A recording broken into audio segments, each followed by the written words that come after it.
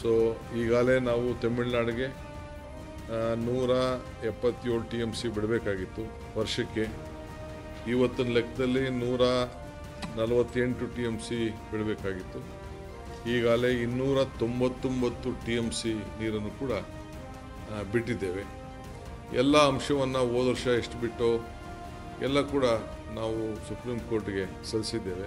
C ಮತ್ತು CWA ಮೇಲೆ ಈಗ ಅವ್ರಿಗೆ ಇಂಪ್ಲಿಮೆಂಟೇಷನ್ ಮಾಡಲಿಕ್ಕೆ, ಈ ಪ್ರಾಜೆಕ್ಟು ಫರ್ದರ್ ಇಂಪ್ಲಿಮೆಂಟೇಷನ್ ಮಾಡಲಿಕ್ಕೆ ಅವರ ಮಾರ್ಗದರ್ಶನ ತೆಗೆದುಕೊಂಡು ನಾವು ಮುಂದುವರಿಸುವಂಥ ಕೆಲಸವನ್ನು ಮಾಡ್ತೇವೆ. ಅವ್ರಿಗೇನು ನಾವು ತಮಿಳುನಾಡಿಗೆ ಏನು ಮಾತು ಪ್ರಕಾರ, ಕೋರ್ಟಿನ ಆದೇಶದ ಪ್ರಕಾರ ಏನು ಅವ್ರಿಗೆ ಸಲ್ಲಿಸಬೇಕು ಅವರು ಕೂಡ ಮಾಡ್ತೇನೆ. ಅವರಲ್ಲೂ ಕೂಡ ನಾನು ನಮ್ರತೆಯಿಂದ ಮನವಿ ಮಾಡ್ಕೊಳ್ತೇನೆ, ಎಲ್ಲ ಒಟ್ಟಿಗೆ ಸೇರಿ ಕೆಲಸ ಮಾಡೋಣ.